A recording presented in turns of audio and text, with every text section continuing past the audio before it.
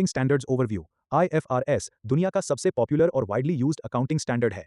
आईएएसबी international accounting standards board इसे बनाता है। आईएफआरएस के मेन उद्देश्य एम्स ट्रांसपेरेंसी बढ़ाना, सब कुछ साफ साफ दिखे, कंपैरेबिलिटी, अलग अलग कंट्रीज और कंपनीज के स्टेटमेंट्स को आसानी से कंपेयर कर सकें, अकाउंटेबिलिटी, जो लोग पैसा मैनेज कर रहे हैं उनकी जिम्मेदारी बढ़े, बेटर इकोनॉमिक डिसीजंस, इन्वेस्टर्स और स्टेक होल्डर्स को सही इन्फॉर्मेशन मिले ताकि सही इन्वेस्टमेंट कर सकें, कैपिटल एलोकेशन, पैसे को बेस्ट जगह लगाना बेहतर हो। डिसएडवांटेजेस, नुकसान, हर कंट्री और हर कंपनी के लिए परफेक्ट नहीं होता, कभी कभी रूल्स गवर्नमेंट प्रेशर या लॉबिंग से बन जाते हैं, कुछ स्टैंडर्ड्स बहुत जनरल होते हैं मतलब वेग, कुछ बहुत डिटेल्ड, इंप्लीमेंटेशन कॉस्टली और टाइम कंज्यूमिंग होता है, मल्टीपल इंटरप्रिटेशंस हो सकती है। 3.2 adjustment for risk in financial statements, ये पार्ट खासकर इंश्योरेंस कंपनीज के लिए बहुत इंपॉर्टेंट है। आईएफआरएस 17 इंश्योरेंस कॉन्ट्रैक्ट्स 1 जनवरी 2023 से इफेक्टिव। इस स्टैंडर्ड का फोकस इंश्योरेंस कंपनी अपने कॉन्ट्रैक्ट्स पॉलिसीज के रिस्क को सही तरीके से फाइनेंशियल स्टेटमेंट्स में दिखाए, पॉलिसी होल्डर के रिस्क को इंश्योरर कैसे हैंडल कर रहा है, underwriting, premiums, claims, investment returns, future uncertain events जैसे बड़े क्लेम्स के लिए प्रॉपर प्रोविजंस और disclosures.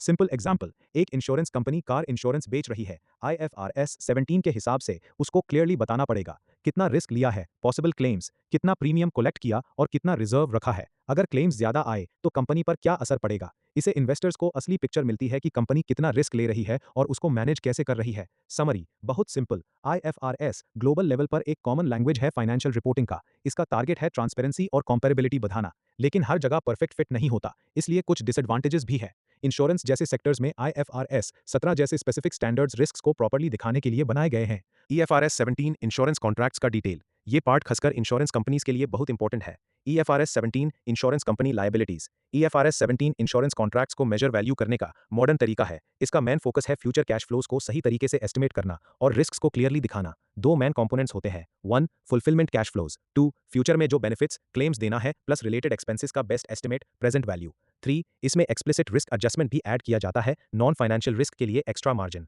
Contractual service margin CSM, ये फ्यूचर प्रॉफिट का हिस्सा है जो कंपनी कॉन्ट्रैक्ट के थ्रू कमाने की उम्मीद करती है, इससे प्रॉफिट को इवनली स्प्रेड किया जाता है कॉन्ट्रैक्ट के पूरे लाइफ में, एक दो में नहीं दिखाया जाता। रिस्क एडजस्टमेंट बहुत इंपॉर्टेंट, कंपनी को नॉन फाइनेंशियल रिस्क जैसे लॉन्जेविटी, क्लेम फ्रीक्वेंसी, इन्फ्लेशन के लिए एक्स्ट्रा एडजस्टमेंट करना पड़ता है। ये 3 तरीके से कैलकुलेट किया जा सकता है, value at risk VAR, conditional tail expectation CTE, cost of capital कोसी, कंपनी अपने हिसाब से बेस्ट मेथड चूज कर सकती है। ईएफआरएस 17 का ओवरऑल पर्पस इंश्योरेंस कंपनी के ट्रू रिस्क एक्सपोजर को ट्रांसपेरेंट तरीके से दिखाना, पॉलिसी होल्डर्स के रिस्क को इंश्योरर कैसे मैनेज कर रहा है उसकी क्लियर पिक्चर देना, प्रॉफिट को आर्टिफिशियली स्मूथ ना करने देना, एक दुम में ना दिखाना, इन्वेस्टर्स और रेगुलेटर्स को बेटर इंफॉर्मेशन देना। सॉल्वेंसी 2 यूरोप का रेगुलेटरी फ्रेमवर्क के साथ भी इसका कनेक्शन है, दोनों रिस्क बेस्ड कैपिटल रिक्वायरमेंट्स पर फोकस करते हैं। रियल लाइफ इंग्लिश एग्जांपल, मानो एचडीएफसी लाइफ या आईसीआईसीआई प्रूडेंशियल एक लॉन्ग टर्म पॉलिसी बेचती है जैसे एंडाउमेंट या एन्युइटी।